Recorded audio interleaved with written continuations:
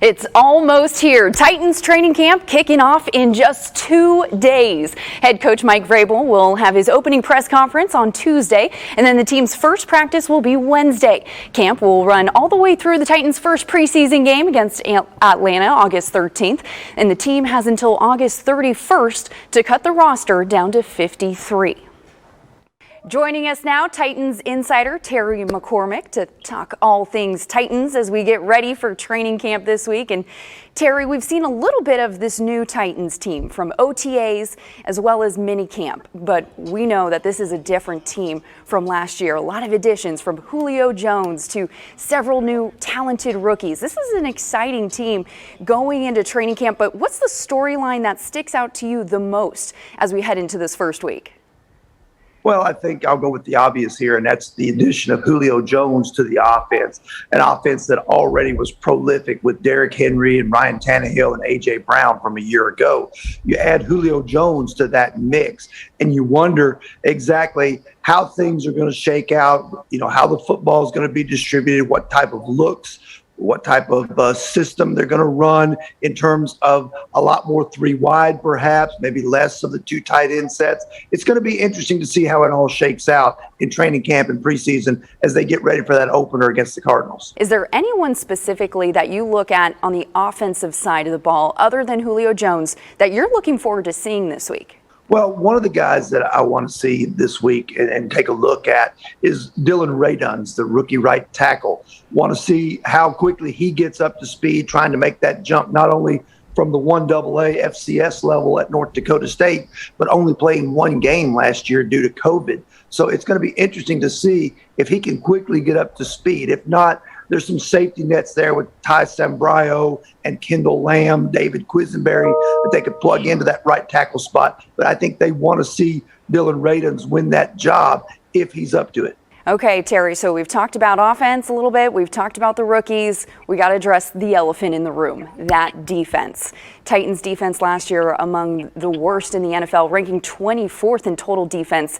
This is a unit that all eyes will be on every single day leading up to that first game. What are you hoping to see from the defensive unit in terms of upgrades and changes? Well, they made a lot of changes all over the defense, especially in the secondary. They brought in Janoris Jenkins. They've drafted, as I mentioned before, Farley and Molden to add to the mix. At linebacker on the outside, they brought in Bud Dupree. We don't know how soon he's going to be ready to go because he's coming off an ACL procedure. And they added Danico Autry to the defensive line. So there's been a lot of changes overall. A couple of things. One, how quickly can this unit mesh? How quickly can they get up to speed, get all the parts in and healthy and working together? And two, will that be enough for Shane Bowen in year one, unofficially year two, as defensive coordinator to make this unit improve enough so that they don't waste a prolific offense and not cash in and make a deep playoff run because the defense was not up to speed? To say that the COVID-19 pandemic made things difficult for college football last year would be a massive understatement. 3 of MTSU's final 5 games were canceled last year due to COVID-19 related issues, leaving the Blue Raiders with a 3-6 record. Despite the adversity the team faced, head coach Rick Stockstill will be the first person to tell you no excuses. I got the chance to sit down with Coach Stock earlier this week and discuss the upcoming season, including their quarterback competition and the big chip on their shoulder. Coach, I know you are itching to get started in this new year with your new guys. I have heard you talk about this new team since the start of 2021, how much you love these players.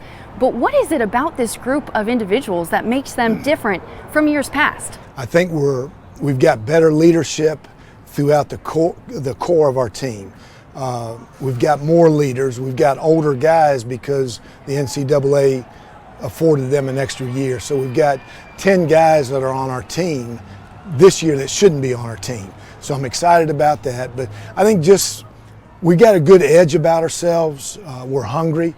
We've got that chip on our shoulder to prove something this year, to get last year's taste out of our mouth.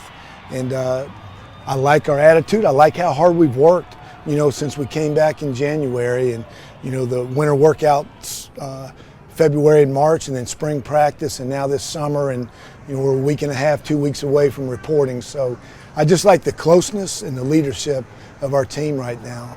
You got a great quarterback battle with several of your players. What have you seen so far from that position, and what are you looking forward to the most as you get closer to the season? Yeah, Jill, the big thing to me in a quarterback is, can he make the rest of his teammates better? Can he elevate their play?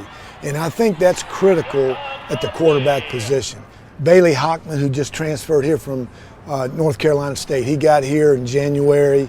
So I've only watched him 15 days of spring practice, and he got better and better and better and better each day. So been really impressed with him. Chase Cunningham has been here now 4 years. He's played a little bit, not much, but you know what you're going to get with him. He's a tough kid. He's consistent. He's got a nice arm. Mike Dillio is another guy that played in the first game last year and didn't play after that. So I have a good feel about him. Probably because Bailey, I haven't been around him as much as the other ones, that I get more and more impressed with him each day. You mentioned it earlier, a little bit of a chip on the shoulder of these guys returning from last year, coming off that 3-6 season. How much of last year is motivating these individuals? It's every day. I mean, it's, every day I talk to them that you have something to prove today. Prove something today, whether it's you ran those 110-yard sprints a little bit better than you did yesterday. You did better in your math class than you did yesterday. Just prove every day to get better, get a little bit better each day, and you know that. But just I'm hungry as a coach, our staff, our players, and there's a sense of urgency. That might be the right word, a sense of urgency to. Last year was such a new deal for everybody in the country. I could tell you 100 things why we didn't do very good, but there are 100 excuses. And I don't deal in excuses, so we didn't do good, and it's my fault. It's my job. I got to do better, and I'm going to do better. Those players are going to do better. We're going to do better as coaches. And I'm excited. I can't wait. I've got to, I'm jacked.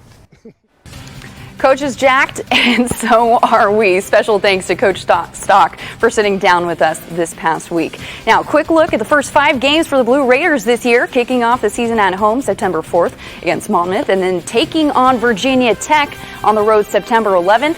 Conference play starts 3rd week of the season. Blue Raiders will travel to San Antonio to face UTSA, and then the following week travel to Charlotte, and then MTSU will host Marshall October 2nd for just their 2nd home game of the season.